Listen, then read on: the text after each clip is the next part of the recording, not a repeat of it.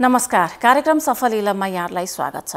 इलम सिप र ज्ञानको सदुपयोग गरेर उद्यमी बनेका व्यक्तिहरूसँग साक्षात्कार गरिने यस कार्यक्रमको आजको श्रृङ्खलामा हामी कुराकानी गर्नेछौँ खोजराज कटुवालसँग। वैदेशिक रोजगारीबाट फर्केर स्वदेशमै उद्यमी बन्नुपर्छ भनेर निरन्तर लागिरहनुभएका कटुवालले एमटीएस इन्डस्ट्रिज सञ्चालन गरिरहनु भएको छ। इजरायलमा कृषि उद्योगमा प्रयोग गरिएको अत्याधुनिक कृषि प्रविधिलाई नेपालमा भित्र्याउनु भएका कटुवालले 55 लाखको लगानीमा यो उद्योग सञ्चालन गर्नुभएको छ। आउनुहोस् उहाँलाई कार्यक्रममा स्वागत गरौँ। यहाँलाई कार्यक्रम सफल इलममा स्वागत छ। हस्, धन्यवाद। अत्याधुनिक कृषि प्रविधिको उद्योग स्थापना गर्नुभएको छ। के गर्छ यो उद्योगले? एमटीएस इन्डस्ट्रिजले के उत्पादन गर्छ? यसले चाहिँ नेपाली किसानहरूले प्रयोग गर्ने जुन विश्वविख्यात टेक्नोलोजीहरू छ, जस्तै green house technology, drip irrigation technology, mulching plastic, जो किसानहरूलाई चाहिँ त्यो टेक्नोलोजीको प्रयोग गर्दाखेरि चाहिँ काम गर्ने एकदमै सजिलो हुन्छ। उनीहरूको चाहिँ उनीहरूले सजिलो तरिकाले पनि कृषिमा चाहिँ गर्न सक्ने हुँदाखेरि त्यस्तो खालको टेक्नोलोजी चाहिँ जुन विश्वभरिका किसानहरूले चाहिँ त्यसको प्रयोग गरेर एकदम बढीभन्दा बढी बेनिफिट लिन सफल भएको चाहिँ त्यो आफ्नो विदेशमा काम गर्दाखेरिको अनुभवले पनि त्यो खालको टेक्नोलोजी चाहिँ अब हामीले हिजो आयात गऱ्यौँ, केही मात्रामा चाहिँ नेपाली किसानहरूलाई चाहिँ त्यो दिँदै गयौँ होइन। त्यसको प्रयोग व्यापक रूपमा बढ्न थालेपछि चाहिँ हामीले एउटा चाहिँ इन्डस्ट्री नै सुरु गरेर त्यसको स्वदेशमै चाहिँ उत्पादन गर्न थालेका हौँ। दुईटा प्रविधिका कुराहरू गर्नुभयो, ग्रिन हाउस फार्मिङ र थोपा सिँचाइ प्रविधि। हजुर, यसको बारेमा बताइदिनुहोस् न, के हुन्छ यो ग्रिन हाउस फार्मिङको लागि चाहिँ यहाँहरूले कसरी आफ्नो उद्योगमा के त्यस्ता उत्पादनहरू हुन्छ र त्यो प्रविधिमा चाहिँ यहाँहरूले प्रयोग गर्नुहुन्छ आफ्ना उत्पादनहरू? ग्रिन हाउस टेक्नोलोजी भनेको चाहिँ बेमौसमी टाइममा पनि हामीले चाहिँ विभिन्न तरकारीहरू, फलफुलहरू आफ्ना नर्सरीहरू उत्पादन गर्न सकिने टेक्नोलोजी हो। यो चाहिँ जाडोमा अलिकति भित्र चाहिँ बिरुवालाई आवश्यकता पर्ने चाहिँ तातो बनाउने र गर्मी याममा चाहिँ विभिन्न चाहिँ सिस्टमहरू त्यहाँ जडान गरेर चाहिँ बिरुवालाई चाहिने आवश्यक मात्राको टेम्परेचर तयार गर्ने, जुन जाडोलाई पनि घटाउन सकिन्छ र गर्मीलाई पनि गर्न सकिन्छ हो। त्यो खालको टेक्नोलोजी प्रयोग गरेर चाहिँ जस्तोसुकै कन्डिसनमा पनि जस्तोसुकै बिरुवाहरू उत्पादन गर्न सक्ने र जस्तोसुकै के अरे फलफुलहरू या तरकारीहरू उत्पादन गर्न सकिने। जस्तै उदाहरणको रूपमा तपाईँहरूलाई बुझ्न सजिलोको लागि अहिले जति पनि टनल खेती भन्ने जुन छ नि, त्यो पनि एउटा ग्रिन हाउस टेक्नोलोजीको एउटा रूप हो होइन। आज ग्रिन हाउस टेक्नोलोजीको चाहिँ यति धेरै व्यापक प्रयोग भएको छ चाहिँ नेपालमा। यसको चाहिँ सुरुवाती चरणमा छौँ हामी यसको, तर यति धेरै चाहिँ किसानहरूले रुचाउनु भएको छ, यति धेरै चाहिँ उत्पादन लिन थाल्नु भएको छ। अहिले चाहिँ उत्पादनै बढी हुन लागिसक्यो। यो प्रविधिको प्रयोग गरेपछि उत्पादनको जुन हुन्छ नि आकार कसरी बढ्छ, कति गुणा बढ्छ? यसको चाहिँ कस्तो हुन्छ भनेदेखि जस्तै तपाईँले सामान्यतया बारीमा खुल्ला हावापानीमा तपाईँले एउटा बिरुवा उमार्नु भयो भने, एउटा के अरे बोट लगाउनु भयो भने, त्यो बोट एउटा टमाटरको उदाहरण लिउँ, त्यो बोट 2.5 महिनादेखि 3 महिना लाग्छ त्यसको फल तयार हुनलाई। अनि फल तयार भइसकेपछि एक लट टिपिसकेपछि 1 महिना टिपिसकेपछि बोटको आयु सकिन्छ। तर ग्रिन हाउस टेक्नोलोजी भित्रमा यस्तो के अरे सिस्टमहरू त्यहाँ जडान गरेको हुन्छ जुन चाहिँ आवश्यक बिरुवालाई चाहिँ पर्ने चाहिँ लाइट पनि छिर्छ। अनि इरिगेसनको माध्यमबाट जरामा चाहिँ सिँचाइको व्यवस्था पनि हुन्छ। फर्टिगेसनहरू पनि पानी सँगसँगै फर्टिगेसन पनि एउटा सिस्टमले चाहिँ दिने हुँदाखेरि चाहिँ त्यो चाहिँ 8-9 महिना 1 वर्षसम्म चाहिँ हामीले चाहिँ एउटै बोटबाट चाहिँ उत्पादन लिन सक्छौँ। बाहिर चाहिँ 3 महिना कुर्नु पर्यो, 1 महिना उत्पादन लिएपछि बिरुवा सिद्धियो, फेरि अर्को चाहिँ खनजोत गर्नु पर्यो, फेरि चाहिँ के अरे 3 महिनासम्म चाहिँ फेरि अर्को बेर्ना लगाएर फेरि कुर्नु पर्यो। तर ग्रिन हाउस टेक्नोलोजीभित्र चाहिँ एकपल्ट लगाइसकेपछि 8-9 महिना 10 महिना 1 वर्षसम्म चाहिँ त्यसले चाहिँ कन्टिन्यू चाहिँ उत्पादन लिन सक्ने हुँदाखेरि चाहिँ बाहिरको चाहिँ ओपन फिल्डको चाहिँ उत्पादन र भन्दा 3-4 गुणा बढी त्यो चाहिँ मजाले नै धेरै नै बढी हुन्छ। त्यही भएर पनि एउटै बोटबाट कन्टिन्यू चाहिँ 8-10 महिनासम्म उत्पादन लिने या 1 वर्षसम्म उत्पादन लिने भएको हुँदाखेरि चाहिँ लामो समयसम्म चाहिँ हार्भेस्ट गर्न पाउने चाहिँ सुविधा भएको हुँदाखेरि चाहिँ त्यो टेक्नोलोजी चाहिँ अहिले नेपालमा चाहिँ अत्याधिक लोकप्रिय भएर चाहिँ गएको छ। यसको लागि यहाँहरूले चाहिँ के गर्नुहुन्छ? ग्रिन हाउस टेक्नोलोजीको लागि आवश्यक पर्ने स्ट्रक्चरहरू सबै हामी हाम्रो उद्योगमा चाहिँ बनाउँछौँ र किसानकोमा लगेर चाहिँ हामी सम्पूर्ण फिटिङहरू गरिदिन्छौँ। अब त्यसै अन्तर्गत यहाँले थोपा सिँचाइ प्रविधिको कुरा पनि गर्नुभएको छ, यहाँको उद्योगले त्यो पनि गर्छ भनेर, त्यो चाहिँ के हो? थोपा सिँचाइ प्रविधि भनेको चाहिँ कस्तो भनेदेखि आवश्यकताको आधारमा इजरायल मरुभूमिको देश, त्यहाँ पानीको यति धेरै इम्पोर्टेन्ट हुन्छ। त्यो पानीको व्यवस्थापन गर्नको लागि आजभन्दा 55 वर्ष अगाडि चाहिँ नै त्यहाँका वैज्ञानिकले चाहिँ यो थोपा सिँचाइको चाहिँ आविष्कार गर्नुभयो र त्यसको प्रयोग गर्न थाल्यो इजरायलले। जब इजरायलले त्यसको प्रयोग गरेर इजरायली किसानहरूले चाहिँ त्यसबाट चाहिँ अधिकतम लाभ उठाउन थालेको थाहा पाइसकेपछि त्यसपछि विश्वभरिको चाहिँ बजारमा चाहिँ त्यो टेक्नोलोजीको चाहिँ विस्तार भयो। त्यस्तो खालको टेक्नोलोजीको उद्योगहरू विश्वको चाहिँ विभिन्न देशहरूमा हुँदै हुँदै फैलिँदै गयो र नेपालमा पनि हामीले चाहिँ अहिले त्यसको प्रयोग गर्ने प्रयोगकर्ता किसानहरू चाहिँ दिन प्रतिदिन बढेको देखेर चाहिँ हामी इजरायलबाट फर्केर आइसकेपछि त्यो टेक्नोलोजी हामीले भित्रायौँ, सुरुमा त्यसको विस्तार गऱ्यौँ हैन, त्यसको प्रचार गऱ्यौँ, विभिन्न ठाउँमा गएर किसानहरूलाई चाहिँ तालिम चाहिँ दियौँ, त्यसको प्रयोग गर्ने विधि तरिकाहरू चाहिँ हामीले सिकायौँ। अहिले तपाईँले यति धेरै चाहिँ किसानहरूले चाहिँ त्यो प्रविधिबाट नेपालमा पनि फाइदा उठाउनु भएको छ। बिघौँ बिघामा तपाईँले खेती गर्नुभएको छ, त्यहाँ गएर जगमा बाल्टीमा बोकेर पानी हाल्ने त्यो अलिकति असम्भव जस्तो हो। यति धेरै मान्छेलाई चाहिँ गाह्रो हुन्छ।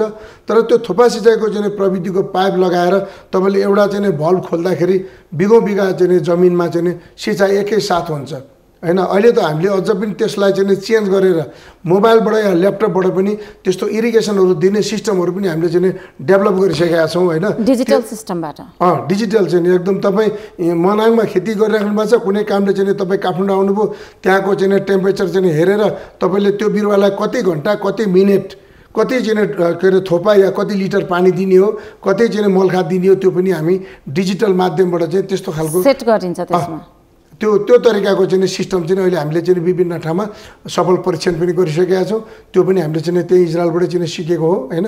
त्यसको चाहिँ काम अहिले हामी गरिरहेछौँ। जस्तो यहाँले यो इन्डस्ट्री स्थापना गर्नुभन्दा अगाडि यहाँ इजरायल बस्नुभयो, इजरायलभन्दा अगाडि दुबई पनि केही महिना बस्नुभयो, त्योभन्दा अगाडि यहाँ साउदी पनि जानुभएको थियो। यहाँलाई त्यहाँ बसिराख्दाखेरि चाहिँ जानुभएको चाहिँ के कारणले थियो? म गएको त मेरो घरायसी जुन एउटा चाहिँ जिम्मेवारी हुन्छ, एउटा घरको चाहिँ जेठो छोरा बाबुआमाको प्रतिको जिम्मेवारी, अनि आफ्नो परिवार आफ्नो सन्तानको चाहिँ उच्च शिक्षा कसरी गराउन सकिन्छ, आर्थिक अवस्था सुधार, आफ्नो घरको आर्थिक अवस्था चाहिँ सुधार गर्नको लागि गएको म खास हैन। तर त्यहाँ गइसकेँ, त्यहाँ काम गरेँ, त्यतिको लामो समय चाहिँ मैले एउटै फिल्डमा कृषि क्षेत्रमा बिताइसकेपछि त्यसमा पनि अझ म इजरायलमा गइसकेपछि चाहिँ जब इजरायलमा त्यो अधिकतम चाहिँ टेक्नोलोजीको प्रयोग गरेर कृषि सजिलो तरिकाले गरेको चाहिँ आफूले चाहिँ देखेँ, आफैले त्यो काम गरेँ। अनि मलाई चाहिँ के बुझेँ भनेदेखि कृषि पनि हामीले गरेको कृषि र इजरायलले गरेको कृषिमा कति धेरै भिन्नता रहेछ। किन भन्दा टेक्नोलोजीको कारणले प्रविधिको प्रयोग हैन, त्यो प्रविधिको उच्चतम प्रयोग उनीहरूले गरेको छन्, हामीले चाहिँ गरेको छैनौँ। त्यतिको कारणले हामीलाई चाहिँ कृषि गर्न मन नलागेको रहेछ। उनीहरूले चाहिँ 2% 2.76%ले कृषि गरेर देशलाई उत्पादन गरेर उनीहरूले एक्सपोर्ट गर्छ। हामी 60% चाहिँ किसानहरू चाहिँ कृषि गर्छौँ, तर हाम्रो देशको चाहिँ रेकर्ड हेर्नुहुन्छ भने खाद्यान्न हामी आयात गर्छौँ। कहाँनिर ग्याप छ त? यो ग्याप कसरी फुलफिल गर्न सकिन्छ भन्दाखेरि यसमा टेक्नोलोजीको चाहिँ प्रयोग, यान्त्रिकरणको चाहिँ प्रयोग यसमा चाहिँ बढाउनै पर्छ। जुन सजिलो तरिकाको चाहिँ कृषि गर्ने चाहिँ पद्धति छ त्यो नेपालमा पनि त्यसका उद्योगहरू खोलेर नेपालमा पनि ती किसानहरूलाई प्र्याक्टिस गराउनुपर्छ भन्ने कुरा जब बुझिसकेपछि मैले चाहिँ इजरायलबाट एउटा चाहिँ अभियान चाहिँ सञ्चालन गरेर फर्केको। विदेशको सिप स्वदेशमा लगानी। हामी विदेश, म कृषिमा काम गरेँ, अन्य सेक्टरका साथीहरू अन्य सेक्टरमा काम गर्नुभएको छ, त्यहाँ हामीले कमाएको सिप चाहिँ नेपालको लागि चाहिँ त्यो नवीनतम प्रविधि हुनसक्छ, नेपालको चाहिँ डेभलपमेन्टको लागि चाहिँ त्यो प्रविधिहरूको चाहिँ हुनसक्छ भनेर त्यसको कारखानै खोलेर चाहिँ त्यसको चाहिँ उद्योगै स्थापना गर्ने उद्देश्य राखेर चाहिँ हामीले काम गरेको। हजुर, यहाँले यस्तो कुरा गरिराख्दाखेरि चाहिँ नेपाल कृषि भनौँ न कृषि प्रधान देश भनेर हामीले केटाकेटीदेखि सुन्दै आएको र कृषिको उत्पादकत्व बढाउनुपर्छ भनेर हरेक वर्ष सरकारले पनि भनौँ न कृषि क्षेत्रलाई प्राथमिकतामा राखेको भनेर भनिएको छ। बजेटहरू छुट्याइन्छ त्यसका लागि, तर रासायनिक मल हामी भारतबाटै लिएर आउनुपर्ने हामीसँग बाध्यता छ, त्यो पनि समयमा पाउँदैनौँ। भनेपछि यी यावत कुराहरूका जुन चुनौतीहरू छन् हाम्रो मुलुकमा, भनेपछि यो तपाईँले जुन प्रविधि भित्र्याउनु भएको छ यसको इम्प्याक्ट चाहिँ अथवा यसको असर चाहिँ कति भेटाउनु भएको छ अहिले? म हिजो कृषि मजदुरको रूपमा सामान्य चाहिँ मजदुरको जिन्दगी बिताएको मान्छे। मैले नोकरी मात्रै झन्डै 23 वर्ष 24 वर्ष जति मैले नोकरी खाएको छु। त्यो दौरानमा मैले चाहिँ सिकेका चाहिँ कुराहरू, सिकेका सिपहरू, त्यो किन मैले चाहिँ ल्याएर चाहिँ युज गरेँ भन्दाखेरि चाहिँ सुरुमा मैले फार्मिङ सुरु गरेँ। त्यो फार्मिङ गर्दाखेरि 10 वर्ष यहाँले अरू केही फार्मिङ पनि गर्नु भएको छ, त्यसको बारेमा बताइदिनुस् न अलिकति। त्यो फार्मिङ गर्दाखेरि चाहिँ त्यो हामीले गरेको फार्ममा चाहिँ त्यो विभिन्न चाहिँ green house technology, drip irrigation technology, fertigation technology, सबै टेक्नोलोजीको हामीले चाहिँ सदुपयोग गऱ्यौँ। र त्यो फार्मिङमा एउटा बोटमा 1 वर्षसम्म टमाटर चाहिँ फलेर टमाटरको हामीले इजरायल एम्बेसीमा बर्थडे पनि गऱ्यौँ। त्यो भोलिपल्ट चाहिँ नेपालको राष्ट्रिय चाहिँ मिडियाहरूमा चाहिँ ह्याप्पी बर्थडे टमाटर भन्ने न्युजहरू पनि आयो। त्यो न्युज आइसकेपछि 6.5 लाख मान्छेले चाहिँ हाम्रो त्यो फार्महरू भिजिट गर्नुभयो हैन। अनि त्यसपछि के भयो भने किसान लेभलमा या त कृषिको नीति लेभलमा चाहिँ ओहो नेपालमा पनि यस्तो सम्भावना हुँदो रहेछ, त्यहाँ विदेशमा काम गरेको चाहिँ केटाहरूले आएर त्यसरी काम गरेको रहेछ भन्ने कुरा भइसकेपछि त्यसमा देशको प्रधानमन्त्री, नीति लेभल बनाउने चाहिँ विभिन्न चाहिँ अर्थमन्त्रीहरू, योजनाको चाहिँ सरहरू हैन, गभर्नरहरूदेखि लिएर सांसद, मन्त्री सबै जानुभयो, त्यहाँ गएर हेर्नुभयो। त्यसपछि अलिकति एग्रिकल्चरमा चाहिँ टेक्नोलोजीमा चाहिँ हामीले इन्भेस्ट गर्नुपर्ने रहेछ भनेर त्यसपछिबाट चाहिँ नेपाली किसानहरूलाई अलिकति चाहिँ सपोर्ट गर्ने खालको नीतिहरू चाहिँ नेपाल सरकारले बनायो। त्यसको चाहिँ फलस्वरूप हामीले पनि काम गऱ्यौँ, प्राइभेट सेक्टरले पनि हामीले त्यसको निरन्तर काम गऱ्यौँ, नेपाल सरकारले पनि अलिकति चाहिँ सपोर्ट गर्यो। र विदेशबाट फर्केर आएका अधिकांश साथीहरू र केही युवा साथीहरूले एग्रेसिभ रूपमा चाहिँ त्यसमा चाहिँ कृषि क्षेत्रमा चाहिँ काम गर्नुभएको छ। धेरै ठुल्ठुला चाहिँ चेन्जेस गर्नुभएको उदाहरणहरू छ। तर हाम्रोमा विडम्बना के छ भने खालि नेगेटिभ कुरा चाहिँ बढी चर्चा हुने, बढी हाइलाइट हुने, बढी चाहिँ त्यो नेपाली समाजले नै त्यो कुराहरू फलो गरेको देखिन्छ। यति राम्रो यति मिठो कामहरू गर्नुभएको छ, देशलाई समाजलाई नै बदल्ने खालको चाहिँ कामहरू गर्नुभएको छ। त्यो कुराहरू चाहिँ हामीले चाहिँ मिडियाबाट त्यति धेरै चाहिँ महत्त्व चाहिँ कम पाउँछ र पाए पनि त्यो चिजहरू चाहिँ पब्लिकमा चाहिँ जाँदैन त्यस्तो हिसाबले हैन। त्यो सबै कुरा चाहिँ लाई चाहिँ एउटा अपर्च्युनिटीमा अब मैले के गर्नुपर्छ भन्दाखेरि मैले अरूलाई गर भन्यो भने त्यो के अरे एउटा राजनीतिक चाहिँ आह्वान जस्तो हुनु छ। यो जोखिम मैले नै के अरे मोल्नुपर्छ। यो जोखिम मोल्नको लागि म नै पर्फेक्ट मान्छे हो हैन। किनभने म बिग्रिएँ भनेदेखि मजदुरभन्दा तल झर्ने ठाउँ छैन। तर म बने भनेदेखि म एउटा चाहिँ सफल सिर्जनाकार बन्छु। मैले चाहिँ म पैसा कति कमाउँछु भन्ने कुरा भन्दा पनि मैले एउटा देशमा चाहिँ सफल सिर्जना चाहिँको सुरुवात गर्न सक्छु। यो जोखिम उठाउन चाहिँ मैले चाहिँ हिम्मत गर्नुपर्छ भनेर मैले त्यो सबै सिनारियो अघि तपाईँहरूको जुन बताएँ त्यो देखिसकेपछि त्यसको एउटा इन्डस्ट्री बनाएर त्यसको व्यापक के अरे उत्पादन गरेर आज त 1 वर्ष अगाडि मैले एउटा मल्चिङ प्लास्टिकको चाहिँ उद्योग खोलेको। मैले 1 वर्षमा करोडौँ रुपियाँको आयात हुने त्यो के अरे प्रविधि चाहिँ हामीले चाहिँ अहिले 4-5 वटा उद्योगले चाहिँ नेपालमा चाहिँ त्यो उत्पादन गर्न थालेको। नेपालमा अहिले 99% विदेशबाट आयात हुँदैन। हामीले आत्मनिर्भर बनाइदियौँ। सम्भावनाका कुरा गरौँ हैन। यहाँको यो उद्योग स्थापनाको उद्देश्य नै कृषि उत्पादनलाई बढाउनका लागि नयाँ प्रविधिको प्रयोग गरेर छ। हामीले कति प्रतिशत कृषि योग्य भूभागलाई हामीले उपयोग चाहिँ गरेका छौँ त यहाँको अनुभवमा?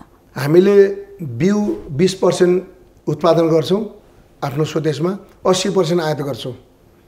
औजारहरू 20% को हाराहारीमा अझ कम्ती होला उत्पादन गर्छौँ, 80% जति आयात गर्छौँ।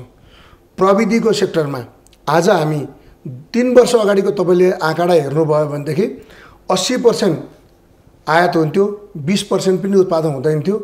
आज हामीले 3 वर्षको दौरानमा 80% कृषि प्रविधिको चाहिँ उत्पादन चाहिँ नेपालमा गर्न थालिसकेका छौँ। अहिले 20% जतिको आयात हुन्छ। कृषिको चाहिँ प्रविधिहरू चाहिँ नेपालमा चाहिँ त्यो इन्डस्ट्रीहरूले चाहिँ फुलफिल गर्न थालिसक्यो नेपाली किसानहरूलाई। यसको सम्भावना विशाल छ हैन। नेपालबाट गभर्नमेन्टले पोलिसीमा केही कुराहरू हामीलाई सपोर्ट गरिदिने हो भने हामी तपाईँको यो सफल इलम यति लोकप्रिय चाहिँ कार्यक्रमको माध्यमबाट पनि म आह्वान गर्न चाहन्छु, म भन्न चाहन्छु 2 वर्षभित्रमा हामी तरकारी, औजार, प्रविधि, बिउ सबै कुराहरू हामी एक्सपोर्ट गर्न लायकको हुन्छौँ। हामीसँग त्यो इनर्जी छ, त्यो क्यापेसिटी छ। हामीसँग भएको फुल इनर्जी फुल क्यापेसिटी राज्यमा प्रयोग गर्ने खालको भूमिका अझै पनि केही कुराहरू नीति लेभलमा साना साना कुराहरू चाहिँ नि हाम्रा प्रब्लमहरू छन्। के समस्याहरू छ त नीति लेभलका केही भनिदिनुहोस् न त नि। नीति लेभलमा के समस्या छ भनेदेखि जस्तै अर्काको देशबाट आयात गरेको मिसिन या प्रविधिहरूमा भन्सार छोड छ। नेपालमा आफैले त्यो चिजहरू बनाउनु पर्यो भनेदेखि र मेटेरियलमा चाहिँ भन्सार बढी छ। यो चिज चाहिँ सुधार हुनु पर्यो नीति लेभलमा हैन। अनि हामीसँग भएको सीमित पुँजी जुन छ त्यो पर्याप्त छैन इन्डस्ट्रीको लागि। नेपाल सरकारले अलिकति पुँजी चाहिँ हामीलाई अनुदान चाहिँदैन हैन, हामी आफै गर्न सक्षम छौँ। हामीलाई बिउ पुँजी केही वर्षपछि हामी राज्यलाई चाहिँ रिटर्न गर्ने हिसाबले हैन बिउ पुँजी हामीलाई चाहिँ भयो भने हामी नयाँ नयाँ चाहिँ इम्पोर्ट रोक्नको लागि ती उत्पादनहरू चाहिँ प्रशस्त बनाउनको लागि चाहिँ हामी सक्षम। यहाँ इजरायल बसेर आउनुभएको, इजरायल अब कृषिमा त उदाहरणीय देश नै हो। अनि इजरायलमा चाहिँ यी यस्ता प्रविधिहरू चाहिँ आविष्कार उसैले गर्यो र उसले आविष्कार गर्दाखेरि चाहिँ त्यो कच्चा पदार्थहरू चाहिँ कहाँबाट आयात गर्थ्यो उसले? त्यो देशमा आफै आन्तरिक उत्पादन गर्थ्यो अथवा आयातै गर्थ्यो? र आयात गर्दा त्यहाँनिर गभर्मेन्टको पोलिसी के थियो? होइन यस्तो छ, उनीहरूको त यति उत्पादनमुखी चाहिँ पोलिसी छ हैन, उत्पादनलाई यति धेरै सपोर्ट दिएको छ हैन, अनुसन्धानमा त्यति नै चाहिँ उनीहरूको लगानी छ। किन इजरायलले नयाँ नयाँ कुराहरू आविष्कार गरे गर्छ त? फ्युचर फार्मिङको धरि उनीहरूले आविष्कार गरिसक्यो। भोलि भविष्यमा चाहिँ गएर खेती जमिन चाहिँ कम भयो भने यस्ता बन्द कोठाहरूमा चाहिँ कसरी उत्पादन गर्न सकिन्छ भनेर फ्युचर फार्मिङको धरि कन्सेप्ट चाहिँ उनीहरूले चाहिँ 50 वर्षपछिको कृषिको अभ्यास आज सुरु गरिसक्यो। उनीहरू त्यति चाहिँ अनुसन्धानमा चाहिँ काम गर्छन्। हाम्रोमा अनुसन्धान अलिकति बजेट पनि कम छ, अलिकति फितलो पनि छ। हामी बढी अर्काको देशबाट आयात गरेर त्यो सामान बिक्री मात्रै गरेर चाहिँ आनन्द मानेर बस्ने चाहिँ वर्गमा पर्छौँ। ट्रेडिङ बिजनेस एकदमै सजिलो छ, सजिलो एकदम, पैसा त्यसैमा पनि छ। हो, त्यो रिस्क लिनेले पनि रिस्क लिन चाहने कम छन् अनि रिस्क लिन चाहनेले पनि हतोत्साहित हुने खालको त्यो खालको चाहिँ परिपाटी अलिकति छ हैन। तर त्यो सानातिना हडल्सहरू आयो भन्दैमा हामी फेरि आत्तिनेवाला पनि छैनौँ। किन हामीलाई थाहा छ नेपालमा चाहिँ एउटा चाहिँ इन्डस्ट्री सञ्चालन गर्नु भनेको कष्ट हुन्छ भन्ने कुरो त्यो बुझेरै हामी होमिएका हौँ हैन। यस तमाम दुःख चाहिँ जो विदेशमा बस्दा त गरेको मान्छे 18-20 घन्टा चाहिँ काम गरेको मान्छे हैन, हामीलाई त्यो दुःखसँग ऊ पनि छैन। तर अलिकति सजिलो बनाइदिएदेखि चाहिँ हामी राज्यलाई अझ चाहिँ हाम्रो इनर्जी हुँदाहुँदै हामी केही गर्न सक्ने हुँदाहुँदै हामीले छोटो समयमा चाहिँ अरू देशले 50 वर्ष लगाएर चाहिँ बनाएको प्रविधि हामी 10 वर्षभित्रमा चाहिँ त्यो टार्गेट चाहिँ मिट गर्न चाहन्छौँ क्या। हामीलाई चाहिँ त्यति हतारो छ। यहाँले जुन प्रविधिका कुराहरू गरिराख्नु भएको छ त्यो प्रविधिहरू चाहिँ यहाँनिर इम्प्लिमेन्ट गरिराख्दाखेरि चाहिँ जस्तो कृषकहरूको कुरा गर्दैछु म, कृषकहरूले चाहिँ कति धेरै त्यसमा चाहिँ इन्ट्रेस्ट देखाइराखेका छन्? जीवनमा पहिलोचोटि इन्डस्ट्री सुरु गरेको मान्छे हैन, पहिलोचोटि इन्डस्ट्री सुरु गर्दाखेरि म आफैमा पनि कति कुराहरू कन्फ्युजन थियो। मैले कुन चाहिँ डिसिसन लिँदाखेरि मेरो पर्फेक्ट डिसिसन हुन्छ भनेर मैले आफैले पनि यति धेरै ट्रायल गर्दा मैले केही प्रडक्टहरू निकालेर मार्केटमा मैले पठाएँ। अनि मार्केटमा पठाइसकेपछि मार्केटमा मैले उत्पादन गरेका प्रडक्टहरू जुन जुन किसानहरूले प्रयोग गर्नुभयो त्यो किसानहरूसँग निरन्तर म सम्पर्कमा बसेँ। निरन्तर उहाँहरूको फिल्डमै जाने, उहाँहरूसँगै के अरे आलीमा बसेर चाहिँ छलफल गर्ने, त्यो प्रविधिमा के चेन्ज गर्नुपर्छ उहाँहरूको फिडब्याक लिने, सारा चिजहरू त्यसरी गरिसकेपछि आज हामीले चाहिँ बनाएका चाहिँ प्रविधिहरू किसानहरूले 99% किसानहरूले प्रयोग गरिदिनु भनेको त्यो 1 वर्षको दौरानमा हामीले बनाएका चाहिँ नवीनतम प्रविधिहरूको प्रयोगको कति मिठो किसानलाई चाहिँ एउटा चाहिँ बेनिफिट छ होला भन्ने कुरा चाहिँ मैले त्यहाँबाट पाउँछु क्या। तपाईँको उद्योगको लागि चाहिँ बजारमा अहिले भनौँ न प्रतिस्पर्धा कतिको छ?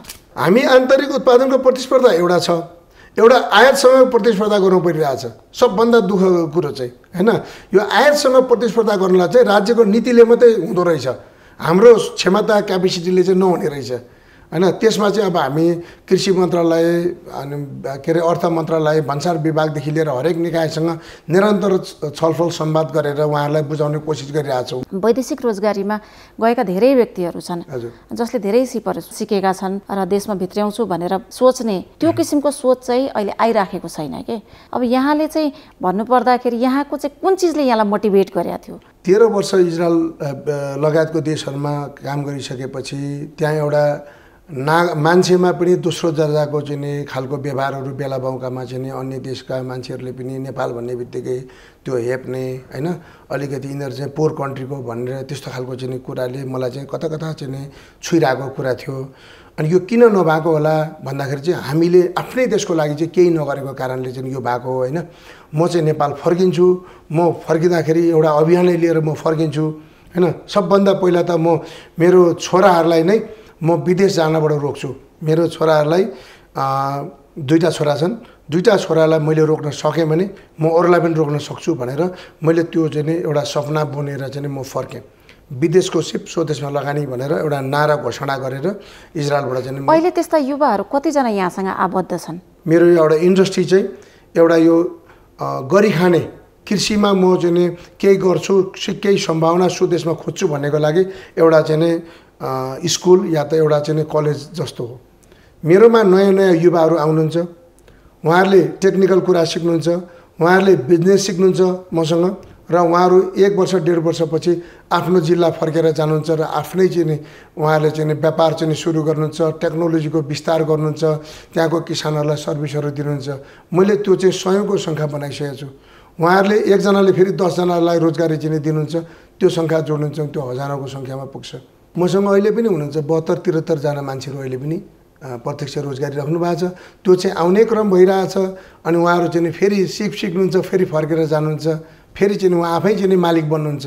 तपाईँले सिकाएकाहरू मध्ये चाहिँ कति प्रतिशत चाहिँ नेपालमै बसेका छन् र कति प्रतिशत चाहिँ फेरि बाहिर जान्छु भनेर विदेशिएका छन् कि छैनन् त? त्यसमा मसँग आएर काम गर्नेहरूको हिसाब तपाईँले मेरै अफिसमा आएर रेकर्ड हेर्नु भने 5% विदेश जानुभएको छ, 95% यहीँ राम्रो रोजगारी चाहिँ कमाएर विदेशमा जतिकै चाहिँ राम्रैसँगको चाहिँ पैसा पनि कमाएर इस्टाब्लिस चाहिँ एउटा चाहिँ व्यवसाय सञ्चालन गरेर बस्नु भएको छ। यहाँले कौशी खेतीलाई पनि यहाँहरूले त्यो किसिमका प्रविधिहरू चाहिँ भनौँ न सप्लाई गरिराख्नु भएको छ। अब यो कौशी खेतीको सम्भावना एकदमै जस्तो इजरायलले चाहिँ फ्युचर प्लानिङ गरेको भने चाहिँ कौशी खेतीलाई के नेपालको फ्युचर कृषि भनेर हामी भन्न सक्छौँ? नेपालमा कौशी खेती परम्परागत रूपमै भएर आएको हो, त्यसलाई हामीले आधुनिकीकरण गरेको। सजिलो तरिकाले पनि कौशी चिनीमा पनि कृषि गर्न सकिन्छ भनेर त्यसलाई माटो रहित हल्का हैन विभिन्न चाहिँ के अरे टेक्नोलोजीहरू, ड्रिप इरिगेसनहरू, यो सबै कुराहरू स्ट्यान्डहरू बनाएर चाहिँ त्यसलाई चाहिँ एउटा सजिलो घरमा पनि एकजना मान्छेले दिनमा आधी घण्टा समय दिँदाखेरि आफ्नो घरको लागि पुग्ने तरकारीहरू चाहिँ खाना पुग्ने तरकारी। अनि त्यसपछि घरको वेस्टेजहरू जुन फोहोरहरू हुन्छ नि त्यो फोहोरहरू चाहिँ हामीबाट लगेर बाटोमा फ्याँक्छौँ। तर 90% फोहोरहरू चाहिँ हामीले फेरि रियुज चाहिँ मलै बनाउने चाहिँ जुन हामीले चाहिँ कामहरू सुरु गऱ्यौँ। अहिले त्यो विभिन्न नगरपालिकाहरूले त्यसलाई अभियानको रूपमा चाहिँ सञ्चालन गरेर चाहिँ कौशी खेती या त चाहिँ वेस्ट म्यानेजमेन्ट भनेर त्यसको एउटा अभियानहरू सञ्चालन गर्नुभएको छ होइन।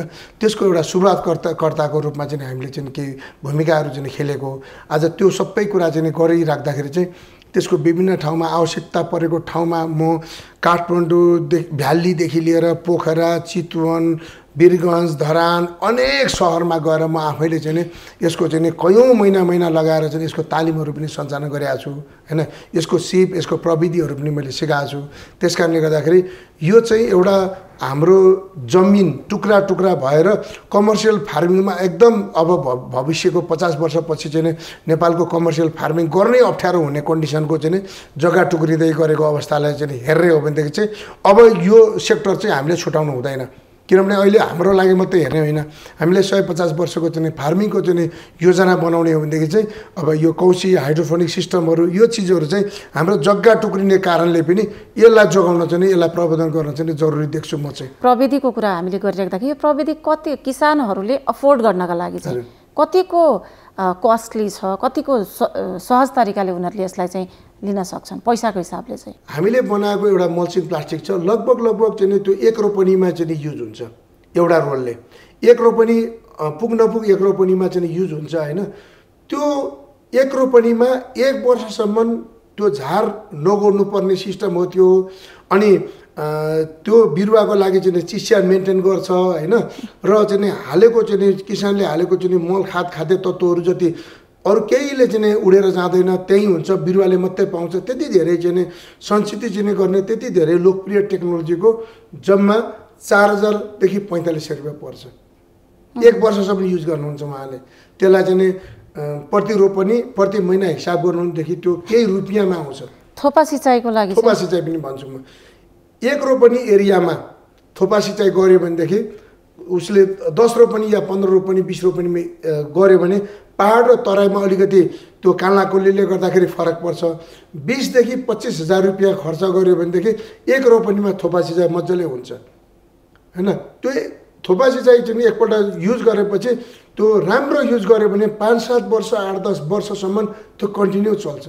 अनि कौशी खेतीको लागि चाहिँ जुन चाहिँ भनौँ न घर घरमा गर्न सकिने सम्भावना छ त्यसमा एउटा घरको कौशी खेतीको लागि 100 जति बोट लगाउनु चाहनुहुन्छ कोही चाहिँ नि सहरवासीहरू भने लगभग तपाईँले सम्पूर्ण system green house irrigation stand सबै कुरा खर्च गर्दाखेरि तपाईँले 1 लाख रुपियाँ खर्च गर्नु पर्ला। तपाईँको लोकेसन नजिकै भयो अझ कम पनि हुन्छ हैन 60-70 हजारमा पनि हुन्छ। अझ थोरैमा गर्छौँ भने 30-40 हजार 20-30 हजार। यो 1 लाख भनेको चाहिँ कति एरियाको लागि होला? 1 लाख भनेको चाहिँ तपाईँको कति हुन्छ भने लगभग 100 वटा चाहिँ बिरुवालाई तपाईँ कन्टिन्यू गर्नको लागि पुग्छ। कार्यक्रमको अन्तिममा आइसकेका छौँ हामी। यहाँलाई छोटोमा केही मेसेज भन्न मन लागेको छ भने तर अघि हामीले गरिसकेका कुराहरू चाहिँ नदोहोरियोस्। यो देश बनाउने हामीले खालि के अरे माथिल्लो ठुल्ठुलो मान्छेहरूलाई मात्रै गाली गऱ्यौँ होइन। हामी आफूले चाहिँ आफ्नो सिप आफ्नो क्षमता अनुसारको काम गरेनौँ भने देश बन्दैन। इजरायल कोरिया जापान कसरी बन्यो भन्दाखेरि प्रत्येक पब्लिकले चाहिँ नि आफ्नो क्षमता अनुसारको काम गरेको भएको हुनाले चाहिँ ती देशहरू बनेको र त्यो देशको अनुभव हामी नेपालीहरूसँग धेरै छ। त्यो देशमा गएर काम गरेका छ तमाम साथीहरू। अलिअलि रिस्क छ आफ्नो देशमा, अलिअलि रिस्क छ। अलिअलि रिस्क मोल्न सक्ने साथीहरू नेपाल फर्किनुहोस् हैन। तपाईसँग त्यो क्यापेसिटी त्यो क्षमता हुने आम साथीहरूलाई भन्छु। म पनि 13 वर्ष विदेश बसेको। तपाईसँग सिप छ, तपाईसँग जाँगर छ, तपाईसँग केही गर्न छ भनेदेखि म आह्वान गर्न चाहन्छु। यो देश अरूले बनाइँदैन, तपाईँ हामीले नै बनाउने हो। तपाईँहरू फर्किनुहोस् हैन। पुरु बसौँ, सल्लाह गरौँ, उद्यम गरौँ, उद्योगी बनौँ, उद्यम गरौँ, उद्योगी बनौँ। म चाहिँ यही आह्वान गर्न चाहन्छु। हस्, यहाँलाई धेरै धेरै धन्यवाद कार्यक्रममा आएर आफ्ना अमूल्य अनुभवहरू चाहिँ साझा गरिदिनु भएकोमा। हस्, धन्यवाद। दर्शकवृन्द, कार्यक्रम सफल इलमको आजको समय सकिएको छ। अर्को साता फेरि नयाँ इलमी र उद्यमीका साथ उपस्थित हुने नै छौँ। कार्यक्रमको बारेमा यहाँहरूको सल्लाह सुझाव र प्रतिक्रियाको हामी अपेक्षा राख्दछौँ। यहाँहरूले हामीलाई सम्पर्क गर्न सक्नुहुनेछ। कार्यक्रम महाशाखा नेपाल टेलिभिजन सिंहदरबार काठमाडौँ र यहाँहरूले हामीलाई इमेल पनि गर्न सक्नुहुनेछ safalilm1@gmail.com। अर्को साता फेरि नयाँ इलमी र उद्यमीका साथ उपस्थित हुने नै छौँ। बिदा दिनुहोस्। नमस्कार।